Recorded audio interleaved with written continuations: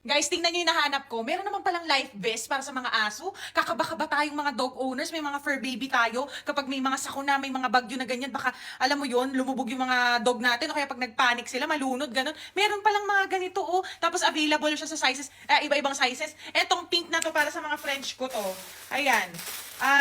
Sa French Bulldog, ang size nito, alam ko large to eh. Large. Ayan, tama, large. Ayan, nakalagay, letter L. Ayan, para sa French ko to. Tapos meron akong American Bulldog. Ang binili ko naman sa kanya is double XL. Ito.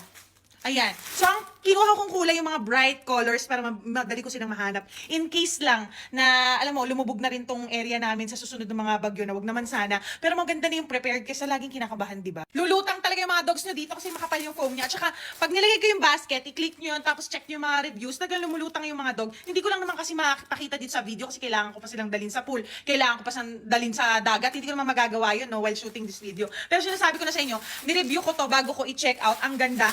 Lumulutang talaga kahit malalaking mga aso. Nung bumili ako, 1,325.91 ang binayaran ko para sa tatlo na life vest na para sa aso na yan. Ewan ko lang kung mas mahal siya nung time na yan. Kasi ano yan kasagsagan ng takot ng mga tao sa bagyong Tino na paparating. Ewan ko lang kung bumaba yung presyo niya ngayon ha. Maglalagay na lang ako ng basket tapos i-check nyo na lang kung kailan nyo nakita tong video. I-secure nyo rin yung life ng mga fur babies nyo. May mga sizes yan mula maliit na aso hanggang malaking aso. Check nyo na lang. Okay?